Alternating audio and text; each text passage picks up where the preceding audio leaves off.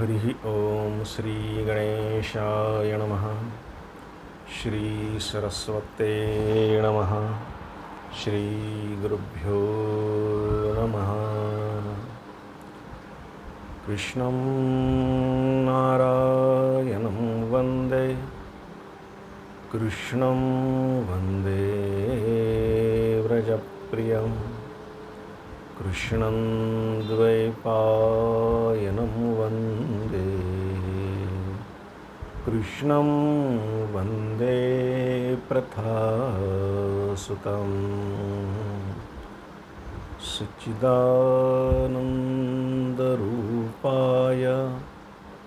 विश्वोत्पत्त्यादिहेतवे तापत्रयविनाशाय श्रीकृष्णाय वयं नमः।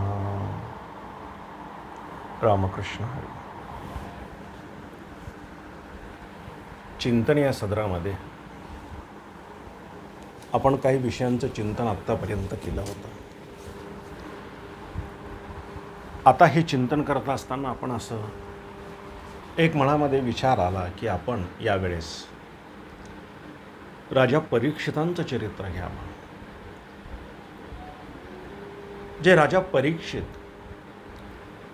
त्या राजा परीक्षितांचं नाव आम्ही भागवतामध्ये ऐकतो. त्या राजा परीक्षितांना शाप झाला आणि राजा परीक्षितांना झालेला शाप आणि त्या शापामुळे झालेली भागवताची कथा, एवढ्या गोष्टी आम्हाला माहिती असतात. काही भागवतकार त्याच्यावर सविस्तर चिंतनही करतात. काही जणांचं वेळेअभावी राहून जातं. काही जणांचं इतर विषयाकडं जास्त आकर्षण असल्यामुळे कदाचित हा विषयसुद्धा थोडासा बाजूला पडू शकतो. पण एकंदरीत त्या वेळेची मर्यादाच येते आणि वेळेच्या मर्यादामध्ये हे सविस्तर सांगणं होत नाही. हा सगळ्यांचाच कमी अधिक अनुभव आहे. म्हणून आपण आता राजा परीक्षितांचं चरित्र श्रवण करणार आहोत. रोज 25 मिनिटाचा भाग, 20 मिनिटाचा भाग आपण तयार करून त्यावर चिंतन करूयात. जो राजा परीक्षित, बघा, आम्ही जेव्हा राजर्षी परीक्षित हा शब्द वापरतो, भागवतामध्ये राजर्षी परीक्षित असा शब्द वापरलेला आहे. जसं देवर्षी नारद हा शब्द वापरलेला आहे. देवर्षी नारद म्हणजे कोण? की जे देवांचे ऋषी आहेत, ते देवांचे ऋषी नारद, म्हणून त्यांना देवर्षी नारद असं म्हणतात. आणि राजर्षी परीक्षित आहे. राजा असून सुद्धा ज्याच्यामध्ये ऋषींचे गुण आहेत, तो राजर्षी परीक्षित. मग आता तुम्ही असं म्हणाल, राजा आणि त्याच्यामध्ये ऋषीचे गुण, तुम्ही कलियुगातल्या राजांचा विचार करून असा विचार करणार हे स्वाभाविक आहे. पण हा राजा कोणाच्या कुळात वाढला आहे, कोणाच्या कुळात जन्माला आला आहे, याचा अभ्यास आम्ही कधी करणार? जो राजा परीक्षित पांडवांचा वंश आहे, पांडवांचा वंश आहे, पांडवांच्या कुळात राजा परीक्षित जन्माला आले. तो काय साधा सामान्य माणूस आहे का? नाहीये. पृथ्वीचं राज्य सांभाळणारा राजा परीक्षित होते. हे राजा परीक्षितांना शाप व्हावा, हे बघा, शाप हे निमित्त आहे. काहीतरी निमित्त झाल्याशिवाय काहीतरी घडत नसतं. जसं आम्ही हिंदीमध्ये म्हणतो ना कधीतरी मजेशीर, कुछ पाने के लिए कुछ खोना भी पडता है. तसं आम्हाला जर भागवत ऐकायचं होतं तर राजा परीक्षिताला निमित्त व्हावं लागतं. दूध घेतलं एखाद्या गृहिणीनं, फार दिवसाची तिची कलाकंद खाण्याची इच्छा होती, पण दुधाचा भाव आणि दुधाचं याच्यामुळं तर विषय बाजूला राहिला. पण कधीतरी त्या मातोश्रींनी दूध घेतलं, पातेल्यामध्ये गॅसवरती ठेवलं, कर्म धर्म संयोगानं ते नासलं. आता मनामध्ये एका बाजूला दुःखही होतं की अरे एवढं महागडं दूध पण नासलंय, उद्या दूधवाल्याला बोलू पण आता याचं करायचं काय. मग आनंदाचं एक स्फुल्लिंग पेटतं. कितीतरी दिवसाचं कलाकंद खायचं होतं, एरी नासले तेरी नासले, अडकून पडे आणि दंडवत प्रणाम घडे, तशी ती घटना होते. आणि मग त्या दुधाचा कलाकंद आम्ही करतो आणि खातो. दूध नासणं हे निमित्त आहे, आम्हाला खायचंच होतं. हे आपल्या व्यावहारिक जीवनातलं उदाहरण दिलं. अर्जुनाला वियोग होणं ते कुरुक्षेत्राच्या रणभूमीमध्ये. मला सांगा, ज्याच्या समोर भगवान श्रीकृष्ण उभे, ज्यांच्या समोर या विश्वाचा मालक उभा आहे, ज्याच्या नामस्मरणानं आमची सगळी विकल्प नष्ट होतात, ज्यांच्या नामस्मरणानं आमच्यामधल्या सगळ्या भावभावना ह्या संपून जातात आणि एका श्रीहरीशिवाय काहीही उरत नाही, तिथं आम्हाला वियोग कसा येईल, कसा येणार आहे. मग अर्जुनाला वियोग झाला, अर्जुन विषाद योग, असा आम्ही शब्द वापरतो. अर्जुनाला काय विषाद झाला? अर्जुनाला विषाद झाला की माझे काका आहेत, माझे मामा आहेत, माझे सगळे आहेत, मी यांना कसं मारू, माझे भाऊ आहेत कसं मारू, माझे आप्त आहेत, माझे इष्ट आहेत, मी कसं मारू. हा विषाद एक निमित्त आहे. भगवंताला ही भगवद्गीता जगाच्या कल्याणासाठी सांगायचीच होती. अर्जुन हा निमित्त बनला आणि अर्जुन निमित्त बनल्यामुळं भगवद्गीता तुमच्या माझ्या समोर आली. आता सांगू काय एक मजेशीर. अर्जुनाला जर विषाद झाला नसता तर भगवद्गीता आली नसती. भगवद्गीता आली नसती तर तुमच्या माझ्या समोर ज्ञानदेवी आली नसती. ज्ञानदेवी अर्थात ज्ञानेश्वरी आली नसती. भगवद्गीतेचं प्राकृत भाषेमध्ये रूपांतर केलेलं म्हणजेच ते ज्ञानेश्वरी आहे ना. ते ज्ञानेश्वरी का निर्माण झाली? भगवद्गीतेचं ज्ञान संस्कृतमधून सामान्य जीवाला नाही समजणार, म्हणून सद्गुरू निवृत्तीनाथांच्या कृपेनं, त्यांच्या आज्ञेनं ज्ञानदेवांनी त्याला प्राकृत भाषेत रूपांतरित केलं. निमित्त आहे, निमित्त. तसं राजा परीक्षितांचा शाप हे एक निमित्त आहे, निमित्त आहे. बघा, पुढं आपण सविस्तर चिंतन करणारच. राजा परीक्षित त्यांच्या मातेच्या गर्भात असताना भगवान श्रीकृष्णांनी त्यांना वाचवलं. भागवतात असा उल्लेख आहे, शास्त्रात असा उल्लेख आहे की जवळ ते मृत झालेले होते. मातेच्या गर्भात राजा परीक्षित मृत झालेले होते.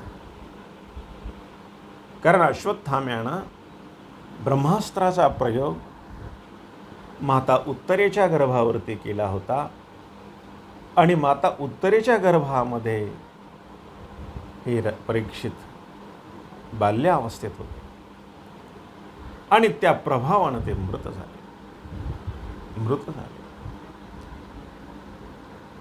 पण जिथे भगवान श्रीकृष्णांची मर्जी आहे ना, तिथं काही संपत नसतं. काळ येत असतो,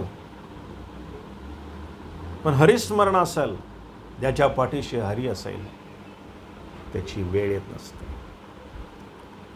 ज्ञानेश्वरीचं तसंच झालेलं आहे.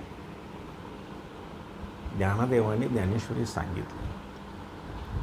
ज्ञानदेवांनी ज्ञानेश्वरी लिहिली नाही, ज्ञानदेवांनी ज्ञानेश्वरी सांगितली आणि सच्चिदानंद बाबांनी ती ज्ञानेश्वरी लिहिली. सच्चिदानंद बाबा कोण होते? सच्चिदानंद बाबा हे नेवास्यात राहणारे सद्ग्रस्त होते आणि ते मृत झाले होते, मेले होते. त्यांची अंत्ययात्रा निघाली होती. त्यांची पत्नी सती जाण्यासाठी समोर समोर चालत होती. बरीच माणसं ती अंत्ययात्रा घेऊन चालत होती आणि अंत्ययात्रा चालत असताना समोर ज्ञानदेव निवृत्ती सोपान आणि मुक्ताई आले. आणि ज्ञानदेव सोपान मुक्ताई आल्यानंतर सहज या मातेनं बघितलं की कोणीतरी सत्पुरुष दिसत आहेत. म्हणून सच्चिदानंद बाबांची पत्नी जी आता विधवा झाली आहे, जी आता सतीसाठी जातीये, ती आली आणि ज्ञानदेवांच्या पाया पडली आणि ज्ञानदेवांच्या मुखातून निघून गेलं, अष्टपुत्र सौभाग्यवती भव. तसा तो इष्टपुत्र सौभाग्यवती भव शब्द आहे. अष्ट त्याचं भ्रंश झालेलं. इष्ट कुळाला अनुकूल असलेला पुत्र व्हावा, त्याला इष्टपुत्र सौभाग्यवती भव. माणसं म्हणाली, अरे काय समजते तुला, ही जी अंत्ययात्रा चालली आहे ना, ती अंत्ययात्रेच्या नवऱ्याची आहे आणि जिच्या नवऱ्याची अंत्ययात्रा चालली तिला तू आशीर्वाद देतोस. अरे तू कोण आहे, साधू आहेस का, तुला कळतं का शास्त्र? ज्ञानदेव म्हणाले, आमच्या मुखातून तर ते निघून गेल्या.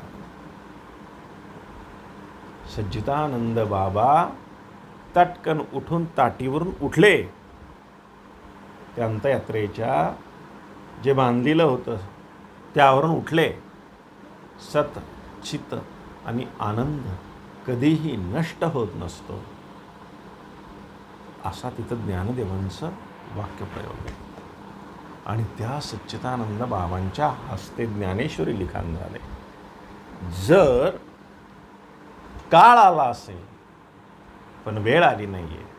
वेळ केव्हा येते की जेव्हा भगवंतांनी सांगितलेलं एखादं कार्य किंवा भगवंताला तुमच्याकडनं एखादं कार्य करून घ्यायचं आहे आणि ते कार्य पूर्ण झालं नाही आणि काळ आला आहे तुमच्यापाशी आणि याच्या जगण्यानं विश्वाचं कल्याण होणार असेल, जगाचं कल्याण होणार असेल, समाजाचं कल्याण होणार असेल, तर त्याला जिवंत करण्याची जिम्मेदारी भगवंताची असते. भगवंताची असते. आणि भगवंतांनी त्यांना जिवंत. बघा, ज्ञानदेव म्हणजेच भगवान श्रीकृष्णांचं रूप आहे. महाविष्णूचा अवतार, सखा माझा ज्ञानेश्वर आहे ना. ते सच्चिदानंद बाबा तिकडे ज्ञानेश्वरी लिहितात, इकडे अर्जुनाला विषाद घडतो, त्याच्यामुळे भगवद्गीता येते, आणि इकडे राजा परीक्षितांना शाप होतो, त्या राजा परीक्षितांमुळं श्रीमद्भागवत तुमच्या माझ्यापर्यंत येतं. जसं आम्ही बघा, आपण कधीतरी थोडा अभ्यास वेगळ्या पद्धतीनंही चिंतन केलं पाहिजे. आम्ही कैकेयीला खूप शिव्या देतो, शाप देतो ना. जाऊ द्या, किती जणांनी आपल्या मुलांचं नाव राम ठेवलं आहे, किती जणांनी तरी ठेवलं आहे. सीता ठेवलं आहे, लक्ष्मण ठेवलं आहे, शत्रुघ्न ठेवलं आहे ना. कैकेयी कोणी ठेवलं? कैकेयी ठेवणार आहेत का? नाही ठेवलं. कारण आमच्या दृष्टीस ते पात्र आहे की जिनं आमच्या श्रीरामाला वनवासामध्ये पाठवलं, आमच्या रामाला वनवासात पाठवलं. ज्या रामाच्या वनवासाला जाण्यामुळं राजा दशरथांना पुत्रवियोग झाला आणि राजा दशरथांना देह ठेवावा लागला. त्यामुळे कैकेयी आम्हाला अप्रिय आहे. मग मी असा प्रश्न करतो की जर कैकेयी नसलीच असते तर रावणाचा वध झाला असता का? रावणासारख्या दुष्ट विचारांचा नाश झाला असता का? सीता हरण एक निमित्त आहे. वनवासाला जाणं, कैकेयीनं तिचे वर मागणं हे एक निमित्त आहे. नाहीतरी राजा दशरथांना शाप होता की नाही? बोला, होता. ध्रुव बाळाला ज्यानं आपल्या मातापित्यांना काबळवत घेऊन तीर्थयात्रेला निघाला होता, आपल्याला ती कथा सगळी माहिती आहे, सांगण्याचं काही कारण नाही. तो बाण लागला, मृत झाला आणि ध्रुव बाळाच्या मातापित्यांना शाप दिला की तूही पुत्रवियोग होऊन मरशील. मग आता पुत्रवियोग होऊन मरशील हे जर एका मातापित्याचं वचन असेल तर ते सिद्ध होण्यासाठी काही कारण लागेल की नाही? कारण लागेल. ती कैकेयी कारण म्हणली. जाऊ द्या, रावणाचा वध केव्हा करायचा झाला असता. पण अरण्यकांड जर रामायणातला आपण अभ्यासलं तर असं लक्षात येतं की प्रभू रामचंद्र विश्वामित्रांनी श्रीरामाला का घेऊन गेले होते? का घेऊन गेले होते? त्यांना का कुठं टूरला घेऊन गेले होते का? सहलीला घेऊन गेले होते का? नव्हे. रामा, आम्ही अनुष्ठान करतो, आम्ही यज्ञ करतो, आम्ही संशोधन करतो, मंत्रशक्तीचं आम्ही अनुष्ठान करतो, आणि हे सगळं करत असताना दैत्य आमचं विध्वंस करतात यज्ञाचा. यज्ञ शेवटच्या टप्प्यात येतो, त्याची फलश्रुती आता प्राप्त होणार, त्याच वेळेस असुर ते नष्ट करता. रामा, यासाठी आम्हाला काही उपाय नसेल. त्यासाठी श्रीरामांना घेऊन विश्वामित्र वनात घेऊन गेले. वनात गेले नसते तर, विश्वामित्रांसोबत गेले नसते तर अहिल्याचा उद्धार झाला असता का? झाला नसता. आणि वनात त्यांच्यासोबत गेले नसते तर सीतामाता भेटली असते का? नसती भेटली. या सगळ्या विषयांचं चिंतन केल्यानंतर असं लक्षात येतं की एखादं निमित्त असतं, एखादं कारण असतं, आणि त्या निमित्त आणि कारणामुळं हे सगळं घडतं. तसं आम्ही श्रीमद भागवताचं चिंतन करतो आहोत.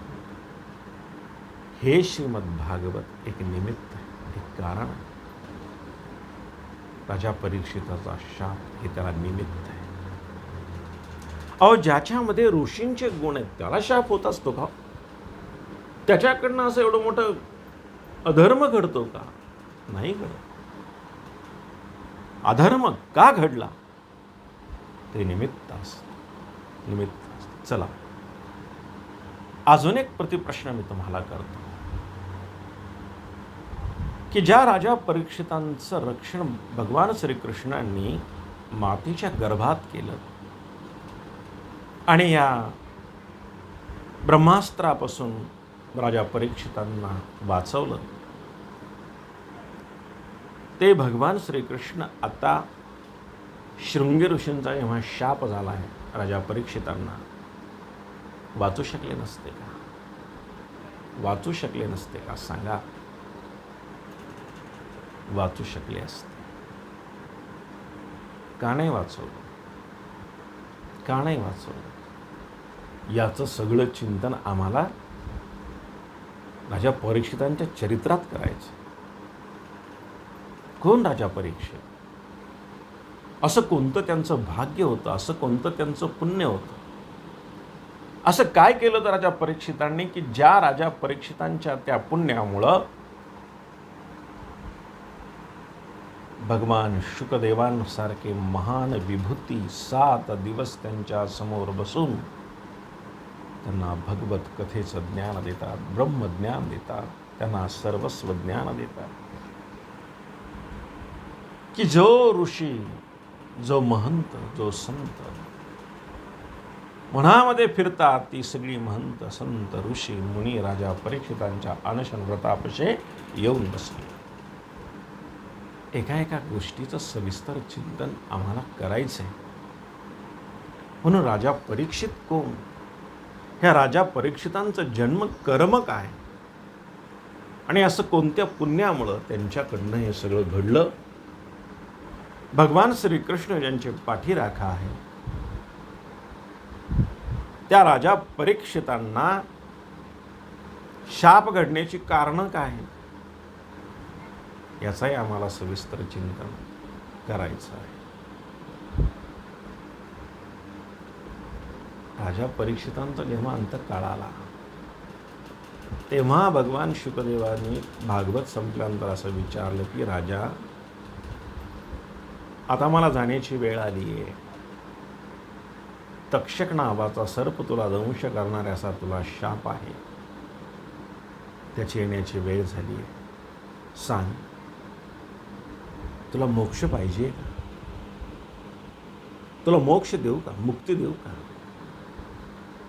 तेव्हा राजा परीक्षितांनी सांगितलं, नाही गुरुदेव, नाही गुरुदेव. तुमच्यासारखे महान विभूती संत सद्गुरू लाभले